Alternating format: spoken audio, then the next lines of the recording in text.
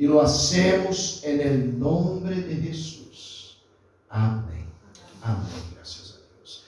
Hermanos, hay un dicho popular en Brasil en que nosotros decimos, y vos vas a comprender lo que voy a decir, que es lo que empieza mal, termina mal.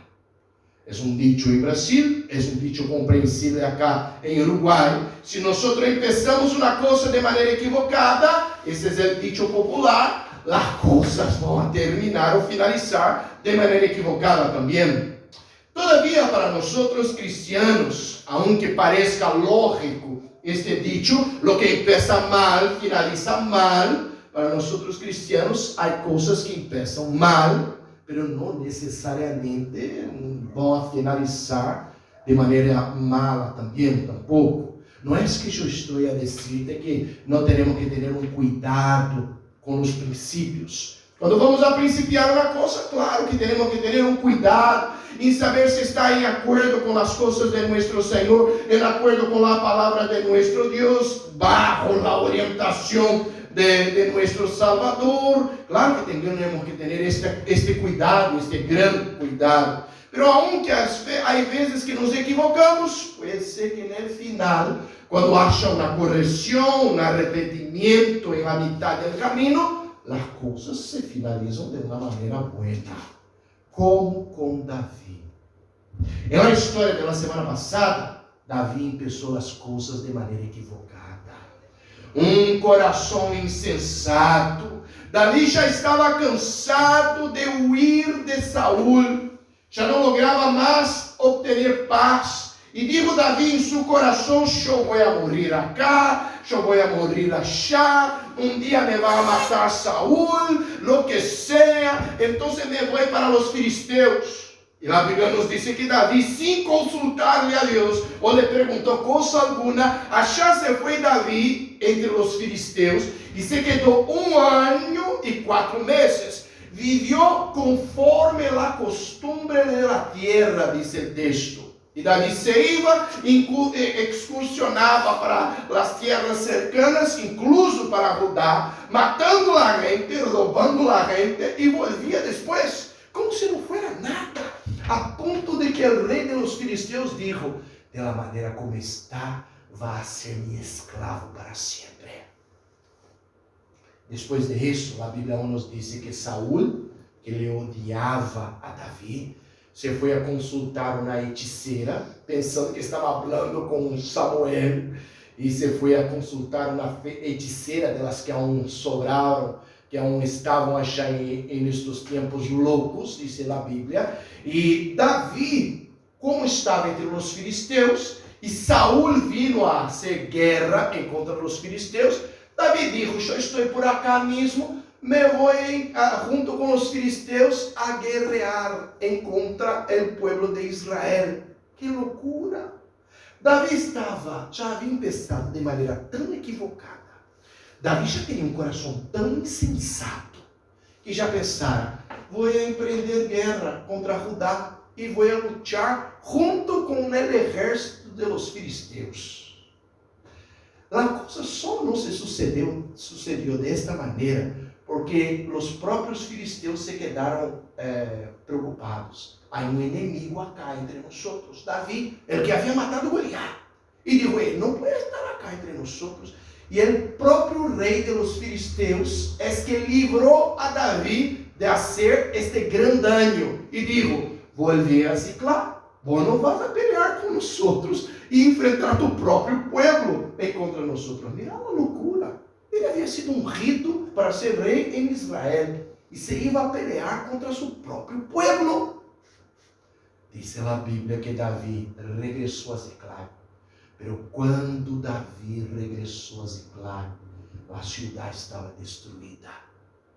En el tiempo louco em que Davi, por sua própria conta, quiso pelear contra o exército de Israel, sem consultar-lhe a Deus, vino os amalecitas, tomaram a Ziclac, prenderam fogo em la cidade, roubaram todas as pertenências de Davi e seu povo, e aún levaram cautivos as mulheres de los soldados de Israel, e as 2 mulheres de Davi, y se fueron los hijos todos, y se fueron para un lugar donde David no sabía dónde sería. Hermanos, hay de hecho consecuencias para cuando nosotros tenemos un corazón lleno de insensatez. Hay las consecuencias, como hubo para la vida de David. Pero claro, que aunque una cosa empieza de manera equivocada, no necesariamente se va a finalizar de manera equivocada, desde que haya arrepentimiento, cambio de rumbo, para que nosotros estemos bajo la orientación de Dios. Un corazón equivocado, insensato, puede ser livrado, sanado de la insensatez. A ver, dentro de las Escrituras Sagradas, versículo de número 1, el texto que yo he leído contigo, desde capítulo de número 1, llegamos entonces, hice una narrativa de la historia, llegamos entonces cuando volvió a Ziklag, y la ciudad había sido asolada, versículo de número 1, la ciudad estaba destruida, y lo peor, versículo de número 2, se haviam llevado cautivas a las mujeres e todos que estavam allí, desde o menor hasta o maior. Imaginad de vós os soldados de David, os 600, a angústia, porque justo por tema da insensatez del coração de David, a família de estes homens han sido afetadas, assoladas, por tema de las consequências del pecado de David. David não havia sido prudente, David havia sido insensato. E justo su pecado generou consequências. Isso não é verdade. A insensatez genera consequências, irmãos. Genera consequências sobre nossa família, incluso. Nosso pecado genera consequências sobre nossa vida, não há dúvidas. Consequências físicas, consequências emocionais, consequências espirituais sobre nossa vida. O próprio Davi dijo, Salmo de número 33, depois 35, mais adelante, el 51, quando habla acerca do pecado, mis huesos sufrieron quando não confessei meu pecado. Ou seja, há uma consequência física, há uma consequência emocional, hay, por supuesto, y lo sabemos bien, una consecuencia espiritual para nuestra insensatez y para nuestro pecado. Y en este caso acá, el más grave, vino una consecuencia sobre la familia de todos. Todos sufren con el pecado de uno. Además, en especial, si este uno es líder, como era David. No había sido prudente, había sido insensato, e todos sofreram. Mira, irmão, que o sofrimento era tanto sobre ellos, angustiados, se diz nas Escrituras Sagradas. Estavam angustiados, sofreram, la gente com ellos, e a la maneira de los judíos, porque os judíos eram muito dramáticos, eram como nós latinos, eram re dramáticos, choravam desde a manhã hasta que se acabara la voz, hasta final del día. Además, en especial, hermanos, ¿dónde están sus hijos? Qué sufrimiento, hermano. ¿Dónde están los hijos?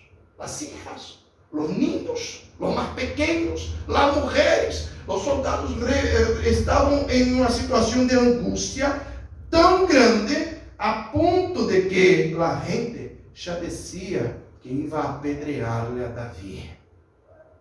Versículo de número 6. De tão angustiados que estavam as pessoas. A insensatez, irmãos, e nosso pecado, isso genera consequências sobre nossa vida, sobre nossa família, e incluso sobre as pessoas que estão ao redor de nós. Nunca, jamás podemos ser levados por la insensatez. Eu não posso dar um passo, o que seja, sem saber com muita segurança se eu estou no centro da vontade de nosso Senhor, em acordo com a palavra, em acordo com os propósitos de Deus para minha vida, porque já não sou eu no comando de minha vida, é o Senhor que está no comando de minha vida. Então, eu devo ser prudente, cautela, Escuchamos isso muitas vezes nos personagens bíblicos mais ancianos. Abraão, cautela decía. Quando se foi a buscar uma mulher para seu filho Isaac, e o servo de Abraão disse: eu devo levar tu filho para achar. E Abraão lhe disse: cautela, prudência. É característica de uma vida, é uma característica de la madurez espiritual. A prudência, a cautela, a calma. Davi estava aprendendo a ter esta madurez. A duras penas, irmãos, é verdade. Com um grande dolor, é verdade. Porque eu me imagino Davi acá como líder, versículo de número 6, já angustiado, porque a família de Davi já não estava acá também. Ele estava sofrendo também. E o povo que aún decía: nós te vamos apedrear, não culpa es tuya, porque tendríamos que estar acá e nos llevaste para pelear junto com o exército de los filisteus. Contem contra nosso povo. Era para estarmos acá. Já não estão nossos filhos e hijas. E aí então, irmão, como em um flash, a lucidez volviu a Davi. E ele compreendeu, uma vez mais, que havia pecado em contra o Senhor. E aí então, irmãos, a certeza que aunque a insensatez e o pecado têm suas consequências, a insensatez e o pecado têm uma sanação também. A sanação vindo sobre Davi, quando Davi, de repente, começou a consultar-lhe a nosso Senhor. Há outra máxima em Brasil que é: se não venís por el amor, vas a venir por el dolor. É um dito que às vezes usamos em Brasil, que sim ou sim vas a ter que volver à sobriedade, à lucidez. Se não é por amor, ou seja, por um bom conselho, uma boa palavra, mira que te estamos aconselhando, vão haver consequências, e o dolor destas consequências te vai fazer volver à lucidez. Uma vez mais, se não é por el amor, é por el dolor. Neste caso acá de Davi, através de muito dolor, Davi volviu ao Senhor e volviu a consultar a Deus.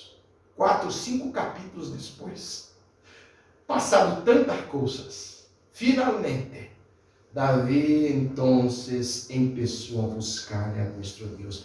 Chamou a Abiatar, e Abiatar estuvo com Davi todo o tempo. O filho do sacerdote que ha sido morto por Saúl, hemos visto na história.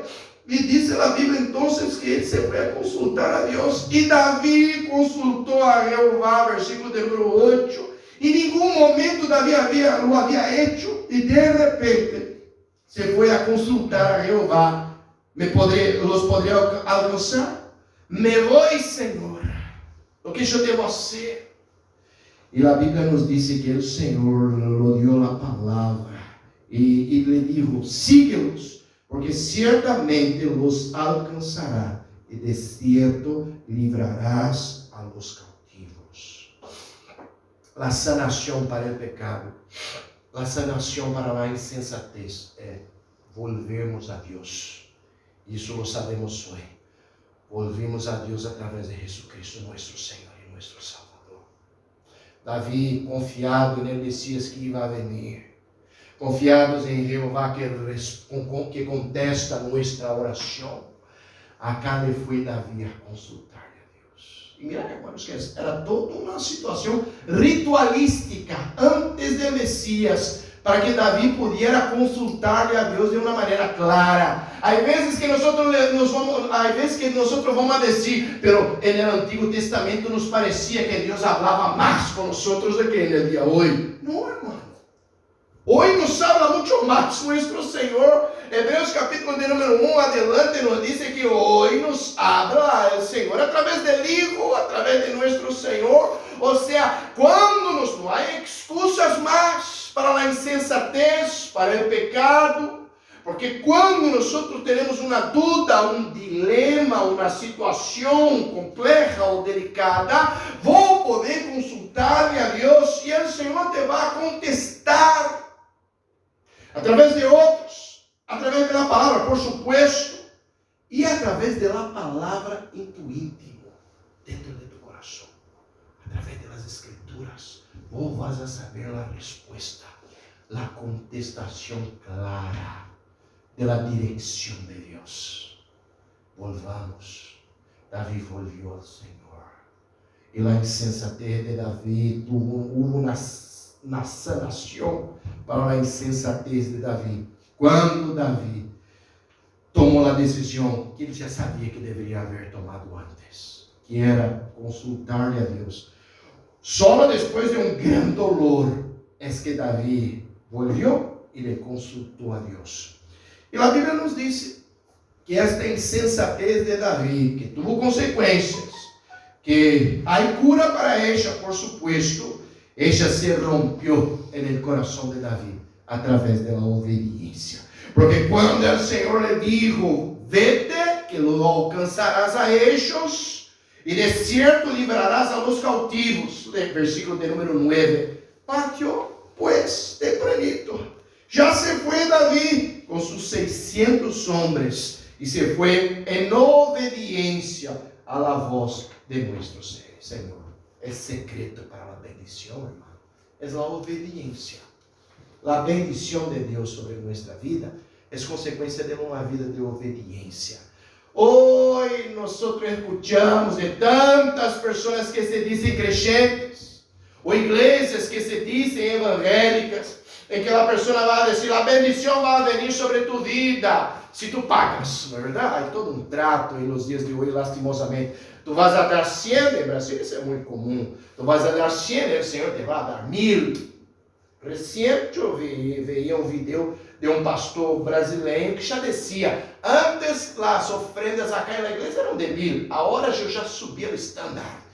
Eu estou esperando um que venha com 100.000 reais. Outro que venga com 500.000, porque eu sei que há empresários aqui nesta igreja que podem dar 500.000 reais. 500.000 reais são $100.000 de ofrenda. E o Senhor te vai liberar a bendição. É um circo, irmão. É como se a bendição fosse uma negociação financeira com Deus. Pero hay más, hay outras tonterias. Aí desde a sal, se tu vas em pare de sofrer, vas a ganhar a sal, que vas a tirar em tu casa e vai venir a bendição. Vai apagar e vai levar a espada de Davi e vas a ter uma bendição. El perfume morrido e vas a ter uma bendição. Tonterias. Como se isso fosse bendecir tu casa. Isso entra muito bem acá em Latinoamérica. Já estávamos acostumados com todas essas coisas. Desde os indígenas até os negros que vieram acá, e os europeus também, todos os católicos, todos estávamos acostumados com objetos sagrados. Para nós sabemos, dentro das escrituras, que o secreto para a bendição é a obediência. Deuteronômio capítulo de número 6. Se somos obedientes, a bendição estará sobre nós. Se não somos obedientes, a maldição estará sobre nós. Davi, se era para a sanação de la insensatez de Davi, a insensatez se rompeu com a obediência. Ele partiu obediente, se foi. O Senhor lhe disse, vete. E ele se foi. Versículo de número 9. Se foi com os 600 homens. E se foram todos, disse acá o texto bíblico. A Bíblia nos disse que Davi, 400 se foram com ele, porque 200 estavam recansados, se quedaram atrás, 200. 400 se foram. Era um exército mais antigo que o de los amalecitas. Os amalecitas tinham muito mais gente que os 400 de Davi. Todavia, Davi era em um deserto. Nós não sabemos o que é isso, irmão. Nunca vivimos em um país com um deserto. Vos não podes encontrar coisa alguma em um deserto. Vas a mirar de acá, mirar de achar. É igual quando estás em el mar. Tu vas a achar, vas acá, não vas a encontrar. É difícil encontrar as coisas. Mira quando se um navio se queda, se perde en el mar, como é difícil encontrar este navio. É complicado. A mesma coisa acá, como iam encontrar o exército ou as pessoas de los amalecitas em um deserto? De repente apareceu um egípcio, ex-escravo, que havia sido echado para trás. Hacía 3 días que el hombre estaba casi muerto en el desierto. E era escravo de uma amalecita, egípcio, escravo de uma amalecita, dice a Bíblia. E aí vas a ver como é cruenta a esclavitud, que houve acá, que houve em Brasil, que houve em Cuba. A esclavitud era de hecho cruenta, quando não te servia mais. El esclavo era um objeto, não era um humano, tu le deixavas morrer e assim nomás. E acá el egípcio já estava muito enfermo, a amalecita dijo, provável, eu tenho outros acá, esse acá se queda para morrer en el desierto, e lo deixou para trás. 3 dias sem comer, sem beber, como se fosse um objeto e não um humano. Davi le tratou com humanidade, le dio de comer, le dio de beber, e aí compreendeu quem era el egípcio. Era um ex-esclavo de los amalecitas, e dijo, me vas a llevar? ¿Dónde estão tus senhores, los amalecitas? E o egípcio temblava de medo e dizia, não, pero tienes que prometer que não me vas a dar a mi amo, a mi antigo senhor, porque senão me vai a matar. E Davi lhe prometeu que não, seguro este acá. Não sabemos a história final de ele, pero volvió seguro com Davi depois, como um homem liberado, livre. Levou todos hasta onde estavam os amalecitas. Ou seja, em la própria obediência de Davi, o Senhor o direcionou. Se pensamos mal a história, podemos finalizar bem.